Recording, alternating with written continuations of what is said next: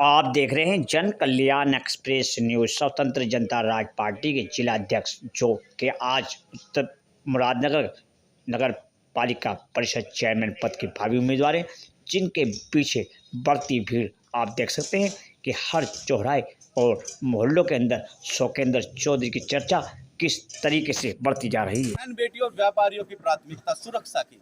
लोग बाग जो मनचले होते हैं, बहन बेटियों को छेड़ते हैं, उनकी एफआईआर चलो थाने में करा दी, 2000 में 4000 में छुट के आ जाते हैं, अगले दिन फिर वो ऐसा काम करते हैं। अगर शौकेंद्र चौधरी चेयरमैन बन के आता है, 100 आदमी में गंजा करूंगा इस व्यक्ति को तो 500 सुधरेंगे, 500 का डर पैदा होगा। यार गंजा करवा दिया था, क्योंकि माँ बाप से भी बच्चा ना डर से प्यार करता है, प्यार नहीं होता डर से प्यार होता।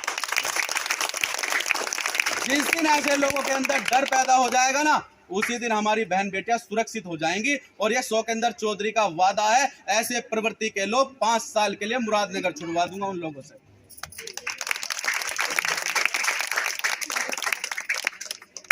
इस बार मैं आप लोगों से हाथ जोड़कर बोलता हूं, मुद्दे आएंगे। चुनाव लास्ट टाइम पे जनवरी के फर्स्ट वीक में है और जाते जाते फिर ये लोग हिंदू मुस्लिम की बात करेंगे, हिंदू मुस्लिम पर वोट लेकर जाएंगे। अब के बहकावे में नहीं आना है और सभी हिंदू मुस्लिम भाइयों को इनके जाति धर्म की बात करने वालों पे एक तमाचा मारना है कि जनता अब जाग चुकी है, धर्म के नाम पर वोट नहीं देगी। जो हमारे लिए काम करके देगा हम उसके लिए वोट देंगे। मैंने अपने इस घोषणा पत्र में 19 वादे किए हैं। जो जनता की मूलभूत सुविधाएं होती हैं, बिजली, पानी, खरंजा, नाली, रास्ते, जो बेसिक नीड्स हैं, वो तो पूरी होंगी ही होंगी। उसके अलावा मैंने 19 वादे इसमें लिखे हैं। जैसा कि आप लोगों ने देखा होगा कि जो मुरादनगर पालिका की जो एलएमसी की सरकारी जमीनें होती है, उनको पूर्व नेताओं ने सिर्फ अपनी जेबें भरने का काम करा है, जबकि वो जो जमीनें होती है जनता की सुविधाएं के लिए होती है। लोगों ने अपने कार्यालय बना लिए, लोगों ने अपनी दुकानें बना ली, लोगों ने अपने और व्यवसायिक बना लिए उन एलएमसीज पे। लेकिन ये मुझे बताइए, जो शमशान घाट का हादसा हुआ, 26 लोग उस पर मारे गए, क्या उन 26 लोगों को परिवार को अपना भरण पोषण के लिए दुकान नहीं मिल जाती?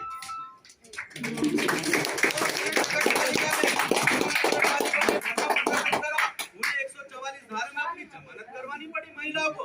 कैसा शासन है ये? हिंदू शासन है। ये बोलते हैं हम हिंदू हैं। जो शमशान घाट को मजबूत नहीं बना सकते, वो हिंदू को क्या मजबूत बनाएंगे? हिंदू निरंतर लड़ता है, मुस्लिम भाइयों को कोई फर्क नहीं पड़ रहा।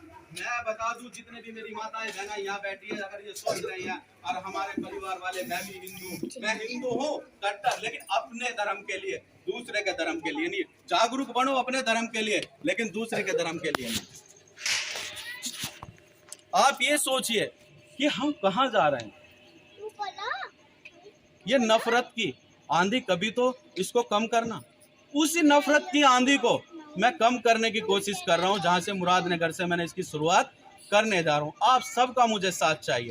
अब सबसे पहले मैं 19 वादे में आपको बताता हूं कि अगर मैं चेयरमैन बन के आता हूं तो चेयरमैन मैं नहीं रहूंगा, पूरी मुरादनगर की जनता चेयरमैन रहेगी। और सबसे पहले इन 26 परिवारों को जो शमशान घाट के हादसे में मृतक परिवार हैं, उनको एक एक दुकान दी जाएगी सबसे पहले। दूसरा मुद्दा मेरा यह है कि अभी तक जो पड़ाव है, जो यहाँ के मौजूद लोग हैं, शुरू से वो पड़ाव बोलते हैं बस अड्डे को, जो बाहर के व्यक्ति हैं वो बस अड्डा बोलते हैं। इस बस अड्डे का आज तक 45 साल में निर्माण नहीं करा पाए। मैं शौकेंद्र चौधरी आने के बाद इस बस अड्डे का निर्माण कराऊंगा। आप देख रहे हैं बालिका कन्या इंटर कॉलेज तक नहीं है। यहाँ की हमारी बहन बेटियों को, बच्चियों को ऑर्डिनेंस फैक्ट्री में जाना पड़ता है। यहाँ पे कन्या इंटर कॉलेज की कोई व्यवस्था नहीं है।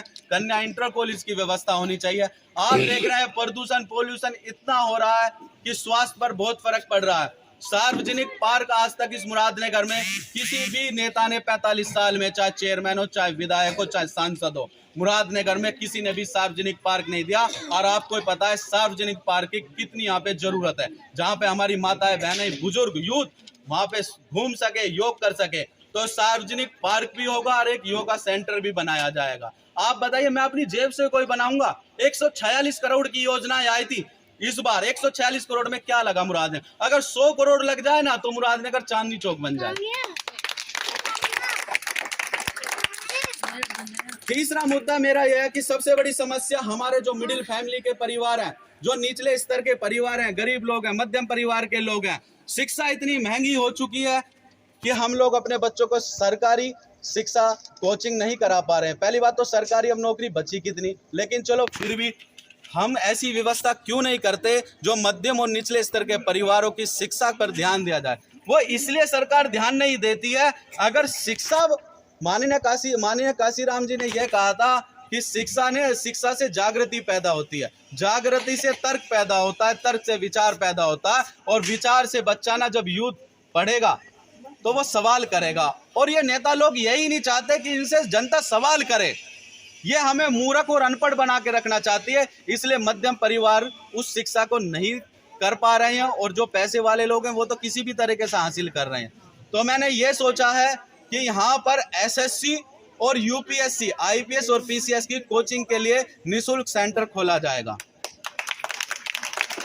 जिसमें 75% से ऊपर मार्क्स वालों को आईपीएस पीसीएस की कोचिंग होगी और 75% वालों से नीचे एसएससी की कोचिंग होगी। आप बताइए ये दुकानें बंद हो जाएंगी, नहीं हो जाएंगी, जो लाखों हजारों रुपए में हमारे बच्चों का भविष्य के साथ खिलवाड़ कर रहे हैं, और हम मध्यम परिवार के माँ बाप उनकी शिक्षा नहीं करा पा रहे हैं, तो दुकानें बंद होंगी।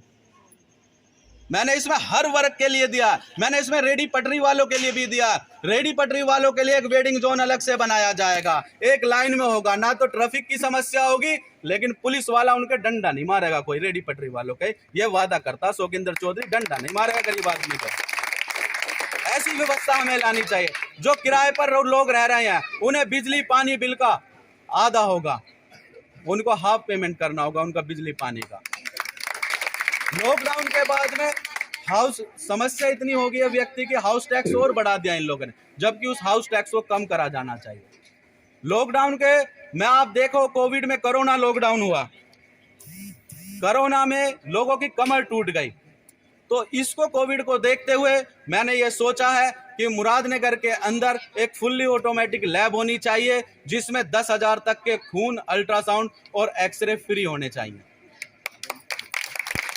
हर वार्ड में एक मेल एक फीमेल, मतलब महिला और पुरुष डॉक्टर हमेशा एक वार्ड में, आज इस वार्ड में तो कल दूसरे वार्ड में बैठे और वहीं पे उनका चेकअप करे। जो भी मेडिसिन वगैरह वहाँ पे उन्हें मिलनी चाहिए सुविधा, और जो भी उन्हें बीमारी है सैंपल लिख के और वो अपना लैब में लगे। आप एक बात बताइए, जो लैब ओपन होगी, जो कोचिंग सेंटर खुलेंगे, उनको मेंटेन करने के लिए, उसमें सर्विस प्रोवाइड करने के लिए यहीं के तो बच्चों को रोजगार मिलेगा, यहीं के तो आदमी को रोजगार मिलेगा। मैं रोजगार भी दे रहा हूँ और शिक्षा भी दे रहा हूँ, और सबसे अहम मुद्दा तो यही है जनता का, शिक्षा, स्वास्थ्य और रोजगार। ये लोग तो इस चीज को भी नहीं दे पा रहे हैं। और मैं आप लोगों से ये कहना चाहता हूँ कि नगर पालिका में पुनः डिस्पेंसरी शुरू करी जाएगी। और सबसे बड़ी एक समस्या हो रही है कि हम बच्चे जो प्राइवेट स्कूलों में पढ़ा रहे हैं, प्राइवेट स्कूल वालों की मनमानी चल रही है, मनमाफिक फीस बढ़ा देते हैं और किसी भी तरह के चार्जेस लगा के दे दिए जाते हैं। उनके खिलाफ कोई नहीं बोलता, क्यों? क्योंकि धन्ना सेठों के तो कोई स्कूल है और चंदा लेके वो चुनाव लड़ते हैं, तो शोकिंदर चौधरी के तो कोई स्कूल नहीं है। मैं ये गारंटी और आश्वासन देता हूं, मेरे चेयरमैन बनने के बाद में प्राइवेट स्कूल अपनी मनमानी नहीं करेंगे। अभिभावकों के साथ में हमेशा खड़ा रहूंगा, आंदोलन भी करूंगा, धरना प्रदर्शन भी करूंगा, चाहे ये लड़ाई मुझे कहीं तक भी लड़नी पड़े। और सरकारी स्कूल का स्तर बढ़ाया जाएगा, जिसमें गरीब बच्चे पढ़ते हैं उनका प्राइवेट की तर्ज पर उनका सरकारी स्कूलों का स्तर बढ़ाया जाएगा। अब के 250 करोड़ की योजना है, पहले 146 की थी, अब के 250 करोड़। कुर्सी की लड़ाई नहीं है, पैसे की लड़ाई है, ये बात याद रखना। चेयरमैन किसी को नहीं बनना, बनना है तो पैसे के लिए बनना चाह रहे हैं। और छिके हुए क्या छिकाओगे, छिके हुए क्या छिकाओगे, उसे तो पता ही नहीं। अब कोविड में आप देखिए, जो जिसको कोरोना हुआ होगा, कोविड-19 हुआ होगा, उसके परिवार को और उसको अनुभव हुआ होगा कि इस बीमारी से हम कैसे निकले। हमें नहीं हुआ तो हमें अनुभव नहीं। इसीलिए मैं कहता हूं, इन धन्ना सेठों को, पैसे वाले लोगों को ये नहीं पता होता कि गरीब आदमी और आम आदमी, आम जनता रोजमर्रा की जिंदगी में क्या क्या चीज से लड़ाई करती है। गैस महंगी होगी, सब्जियां महंगी होगी, बच्चों की शिक्षा महंगी होगी, उन्हें पता ही नहीं कि रोजमर्रा की जिंदगी में हम कहाँ कहाँ लड़ रहे हैं, कहाँ कहाँ फाइट कर रहे हैं, क्या क्या चीज झेल रही है। जो व्यक्ति इस चीज को झेलता आया होगा नीचे से और जो अब भी झेल रहा होगा वही समझेगा। और मैं वही सोकेंद्र चौधरी हूँ। मैंने खेत में, मैं किसान का ही बालक हूँ, मैंने खेत में काम भी करा है, आज भी करता हूँ। आज भी मैं सुबह उठ के सबसे पहले गाय भैंस का न्यार करता हूँ, सानी करता हूँ। स्पष्ट तौर पे शाम को भी जाता हूँ तो भी मैं अगर जल्दी चले जाऊँ तो भी सानी करता हूँ, सानी बोलते हैं न्यार को। तो जो व्यक्ति जमीन से इतना जुड़ा हुआ हो तो वो समझ सकता है कि गरीब जनता का क्या है, उसे क्या चाहिए। इन लोगों को तो पता ही नहीं क्या चाहिए। तो मेरी हाथ जोड़कर आप लोगों से विनती है। और एक मन में ये भी आता है कि भाई ये सोच रहे हैं भाई सब वादे करके चले जाते हैं लेकिन वादे कोई पूरे नहीं करते। तो मैं आपको एक बात बता दूं, आपको भी पता है कि चेयरमैन कोई भी बनकर आए, जिन दो पार्टियों से हमेशा बनकर आए हैं, काम नहीं होगा, ये आपको ही पता है। जब काम नहीं होगा तो एक बार सोकेंद्र चौधरी को मौका देकर देख लेना, क्या पता काम हो जाए। भक्त हूं बालाजी महाराज का, उस बालाजी महाराज की सौगंध खा के कहता हूं कि काम करके दूंगा। एक बार मुझे मौका दे दीजिए और इस मुरादनगर में कोई उतारने वाला नहीं होगा। एक बार जीतने के बाद मैं ऐसा काम करके दूंगा। सबसे पहले एक काम कि हिंदू मुस्लिम में पार्शलिटी बंद। जिसने गलत किया वो दोषी, उसको सजा, चाहे उसमें हिंदू और मुस्लिम। एक आंख से देखना जिस दिन शुरू कर दिया माहौल अपने आप सही हो जाएगा। दूसरा, बहन बेटी और व्यापारियों की सुरक्षा, इसका माहौल एक सुधार दिया जाए और काम कराया जाए। 5 एम्बुलेंस दूंगा जी, सालत नगर, ऑर्डिनेंस फैक्ट्री, रावली रोड, चुंगी नंबर 3 और तुम्हारा सरना चौक। किसी भी परिवार को कोई भी समस्या आती है अपने नियर बाई कॉल करें एम्बुलेंस पे और वो आपकी फैसिलिटी सर्विस के लिए तुरंत प्रोवाइड होगी। गाजियाबाद से उसकी और लिमिट होगी यहाँ तक मोदी नगर तक। अभी एक मेरी माताजी ने, मेरी बहन जी ने एक सवाल पूछा था कि जो हमारी पेंशन नहीं बनी। उस पेंशन पे मैं आपको ये बताना चाहता हूँ, मेरी पार्टी का नाम है स्वतंत्र जनता राज पार्टी। इसके राष्ट्रीय अध्यक्ष है घनश्याम कोरी, जो झांसी के हैं, जो बसपा में 25 साल रहे, बुंदेलखंड के लोकसभा कोऑर्डिनेटर। अब उनका मुद्दा, सबसे जो राष्ट्रीय लेवल का हमारा मुद्दा है, वो मुद्दा है वोटर पेंशन योजना लागू करो वरना कुर्सी खाली करो। क्योंकि जिस जनता की वोट से बड़े बड़े विधायक, बड़े बड़े सांसद बनते हैं, उन्हें क्या मिलती है? पेंशन, और जनता को मिलती है टेंशन। उनको पेंशन में भी निधि है और निधि में भी विधि है। पेंशन मिलती है, पेंशन उन्हें मिलती है, खा जाते हैं। जो काम कराने के लिए निधि मिलती है वो भी खा जाती है। निधि में विधि का मतलब उन्हें भत्ते मिलते हैं।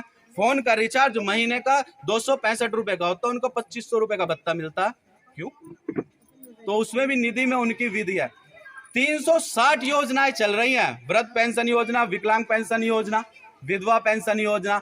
लेकिन जो आदमी इस चीज से जूझ रहा है और जिसको इसको नीड है, वो उसको मिल ही नहीं पा रही है। ये योजना क्यों नहीं मिल पा रही? क्योंकि इसमें भ्रष्टाचार है।